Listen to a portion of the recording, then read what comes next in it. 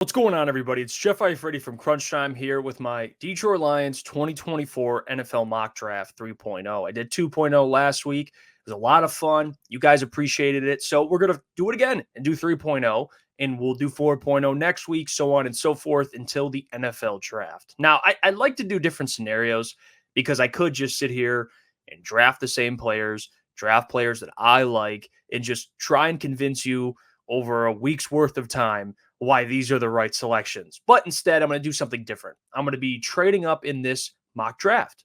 Yeah, let's trade up. And I'll do trade backs probably in next week's mock or the following week because I do think different scenarios are on the table. I mean, it's Brad Holmes, one of the most unpredictable GMs in the NFL. So for Lions fans, it's really about this guessing game of what he's going to do. So it's not just staying put at 29. I have to mix it up a little bit. And today I'll be trading up. So please like the video, comment your thoughts down below. I love engaging in different discussions. Well, do you hate it? Absolutely hate it. Comment, Jeff, this sucks. Tell me why. Or if you love it, tell me why you love it. I love having those discussions. And subscribe. We're trying to hit 6,000 subscribers, so that would be big time.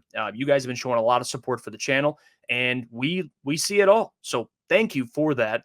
And like the video because it does help kind of push this video and other videos out into the algorithm, which is really what it's all about, trying to grow this channel and try and really connect with more Detroit sports fans and just NFL fans across the country. So let's get started. Again, like I said, I had the Lions trading up, and you might be wondering, Jeff, what pick? What picks you trade up to? I had the Detroit Lions trading with the Jacksonville Jaguars to acquire pick 17, and the Jaguars moved back to 29. Now, whether that's realistic or not, I don't really care. Because again, it's too early to really sit here and be like, where are they going to trade up to? The point is I think they will trade up. And this is a scenario to kind of what happens if they do trade up.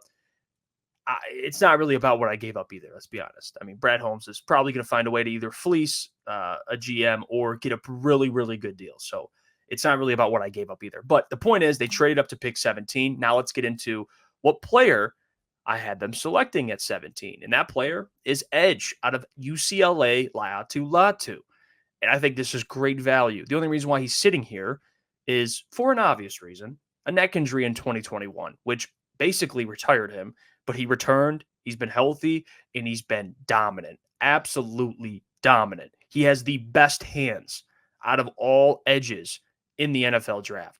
If he didn't have that neck injury, which I understand is a big if, he would be the number one edge taken off the board. Actually, the number one defensive lineman, I would say, taken off the board. That's how good this player is. That's how good he is. His repertoire of pass rush moves, that's something that I think and I know will translate to the next level. He's got good size, great bend for his size, too. I mean, Lions fans fell in love with James Houston. Doesn't have that same bend, but great bend for 6'5", 265. I mean, he's just a sack machine. That's what he is. And you guys want Aiden Hutchinson to get help? Here's the guy, Laiatu Latu. That is someone that's going to generate not just one-on-ones, but he's going to draw some double teams. He's going to draw some double teams, and it's going to be hard. You're going to have to pick one, right? Laiatu Latu or Aiden Hutchinson. So I love this pick. You really have to jump some teams for him too, because if he falls to 17, he won't be there much longer. I promise you that. So again, I have the Lions taking an edge. I think, with Davenport and Houston, they got some players there, but Laiatu Latu is a bookend, someone you can play on all three downs, and I think somebody that has a higher ceiling than both James Houston and Marcus Davenport. So I believe the Lions got their future edge right here to play on the other side of Aiden Hutchinson. Tell me what you think of this pick. We'll move on. At pick 61, I have the Lions addressing wide receiver and Jalen Polk out of Washington. He's one of, if not the best, contested catchers in this entire draft. You look at the wide receiver class, it is deep. And Jalen Polk, I think, is right below that tier 1, but he's still a good player. He's kind of in the same tier, I believe, as the player I took last week in Brennan Rice. I think he's better than Brennan Rice, even though Brennan Rice has a ton of potential as well. But Jalen Polk, if you watch what he did at Washington, I mean, he played really as a number 2 alongside Roma Dunze and played really well in an NFL offense. He's not the greatest route runner, but his skill set and what he can do for an NFL offense guys, that'll translate into the playoffs. Joe Klatt always says it, and he's been bringing it up a lot lately about really the postseason in the NFL and how not everything's given, right? It's earned. You have to earn big plays. You can't just have 5 yards of separation every single play unless you're Tyreek Hill, right? Jalen Polk can create plays, right? He doesn't need a lot of separation to go up and get a ball, which is something I think that Jared Goff's going to love, and Ben Johnson. Quick interruption here. Are you like a lot of other people that want to come to the NFL draft in Detroit, but just don't know where to go and party at? Well, I have the place for you. It's our VIP draft party. Us in Questionable Tees are joining forces to throw a party to remember. It's April 25th, 2024, 6 p.m. It starts, so please be there. Free drinks and appetizers from 6 p.m. to 9 p.m. There'll be VIP special guest appearances. Lions players, Wings players, and other local celebrities will be in attendance. We'll be doing a live show as well from 6 p.m. to midnight, and there'll be raffle winners announced at 9 p.m. It's 90s and Varsity Blues theme, so please participate for your chance to win some money as well. The ticket comes with a free draft tee, raffle entry for signed Lions gear and other goodies, and you'll be in attendance to the greatest party in the city of Detroit for a memorable draft year, especially because it is local. It is in Detroit. Doesn't happen often. Get your tickets. Links in the description below. Let's get back to the video. And he's kind of that Josh Reynolds replacement. I think he plays a similar style, and the Lions would absolutely love this guy, right? He is from Texas. He set records in the state of Texas at his high school, stacked up there with Dez Bryant. So he's got a pretty prestigious high school career heading into college, and he's been a hell of a player collegiately.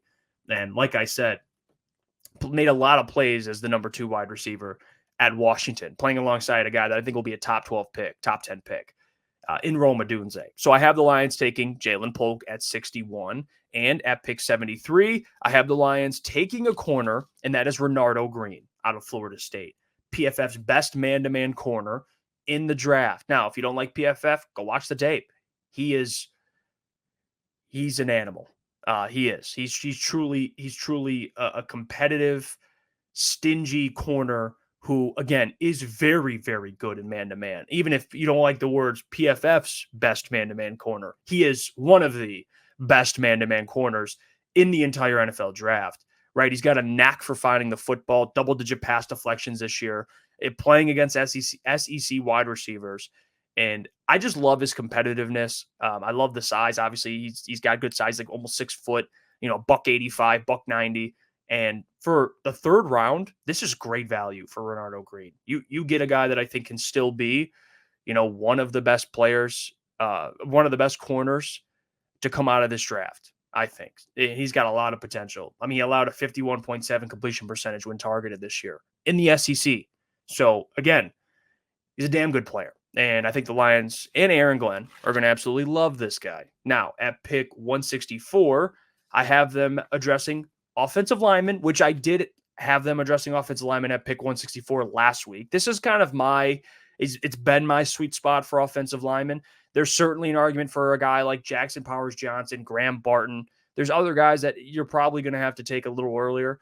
But so far, I've just loved the players that have kind of fell right into my lap and I've been able to take. So Drake Nugent, center out of Michigan, didn't technically play on the best offensive line because they didn't win the award, but he was the center, one of the most important positions on, I would say, the best offensive line in the country. He is a guy that allowed no sacks in 700 plus snaps for Michigan. I mean, he's a high football IQ guy, very, very high football IQ, super smart, super intelligent. It's what you need out of your center. And you look at Frank Ragnow, he's only getting older. He's not old, but with his injuries, you just never know. I think taking a center in this year's draft, it can't hurt. And it's depth at center, which they don't really have at this point. And I think it's something they really do need. So Drake Nugent, center out of Michigan. I think the Lions will love this pick. He's got, even though he's not huge, he's 6'2", but still he's got great mobility. He's athletic. You can use him in the screen game and really to kick out and block defenders. He can do that as well. So I like Drake Nugent out of Michigan. I have him going to the Lions at pick 164. Now at 201, I love Keith Randolph Jr. I do. And if you don't know who he is, please go watch him. He is not only is he a massive human being, but he wrecks games. Go ask Jerzon Newton how much Keith Randolph Jr. meant to him. Please. He's demanding double teams, 6'4", 300 pounds. He's a guy that, again, he has 2 career interceptions. Like, what are we doing here? I mean, this guy's a freak, absolute freak. He had a great Senior Bowl. He's met with a bunch of teams. And to me, this was a BPA pick. So if you will, well, they got DJ Reader, Broderick Martin, Keith Randolph Jr. If DJ Reader goes down, I would be more comfortable with Keith Randolph Jr. going in there than probably second-year Broderick Martin. I think Keith Randolph Jr. is a better player now than Broderick is. And that's not a slight at Broderick, but I think Broderick still has some more work to do. Keith Randolph Jr. would cause some havoc. And I think he's only going to get better. So I think this would be a great selection at 201 for the Lions, give you more depth in the defensive line room with Levi Onwuzurike. Just get him out of here. You get Keith Randolph Jr., which I think is a great upgrade there. And then at 205, I have the Lions taking safety again, which kind of going back to that Drake Nugent pick, offensive lineman at 164. I have them taking a safety at 205. I do. And I think Keaton Oladapo is somebody that I think a lot of people are sleeping on, to be honest with you. He played all over Oregon State's defense, which is always good. But he played all over. He played in the box. He played deep safety, in the slot, played corner, played on the D-line. He's getting after the passer. He is an absolute animal. And he played free safety, which I think, again, Tracy Walker's replacement, there you go. Somebody that can play special teams. He's got a lot of versatility, which I know the Lions will love a lot. And he was the highest graded safety playing in the box with a minimum of 200 snaps. So Keaton Oladapo, good size, by the way, 6 foot plus. But I just think they need competition in the safety room. I had Omar Brown out of, I believe, Nebraska last week. And I like him a lot for similar reasons, but I like Keaton Oladapo as well. He's kind of a guy that I think is a little bit of a sleeper in this draft. So keep an eye on him as the NFL season approaches and where he lands. Be very, very interesting. And at 249, I have the Lions selecting a kicker, which, again, it's a position I think the Lions should address and will address in the 7th round. Now, this week, I have them taking Cam Little. I had Will Reichard last week, which I like Will, but Cam Little is another guy that is in that conversation for best kicker in the country. He holds the highest field goal percentage of any kicker in program history and has never missed an extra point in college. So how's that for data? 56-yard field goal was his career highest, and he made that this season. But the thing I love about Cam Little is not the human being, because he's a great dude, and he does a lot of charitable work. And I think the Lions will look at that. They do. They look at everything, and the human aspect of things matter. And I think Cam Little is a great human being, but he can play in big games. He's a big game kicker. He faced, in these 3 games, by the way, I have 3 examples. Arkansas faced Alabama, who was ranked 11th at the time, Ole Miss, who was ranked 16th at the time, and LSU, who was ranked 12th at the time. Against Alabama, he was 2 for 2 with the longest kick of 55 yards. Against Ole Miss, 2 of 2, longest kick, 56 yards, which was his career high. LSU, 3 of 3, his longest was from 40. So, again, 40 is not 55 or 56, but still, my point is he didn't miss a kick in any of these games. All ranked games, by the way. So, that matters to me. In the SEC, playing against SEC opponents and playing this well in big games, like you're going to be in an NFL, you're going to be on an NFL roster and have to make huge kicks that really make or break grown men. So a lot of pressure on him, and he's able to do that at the collegiate level. So I love Cam Little. I think he'll be a great option for the Lions at 249 and at kicker. There you have it. There's my Detroit Lions 2024 NFL Mock 3.0. Please leave your thoughts in the comment section below. I'll be doing this every single Monday up until the draft. I can't wait for it. Until next time, I'll catch you guys.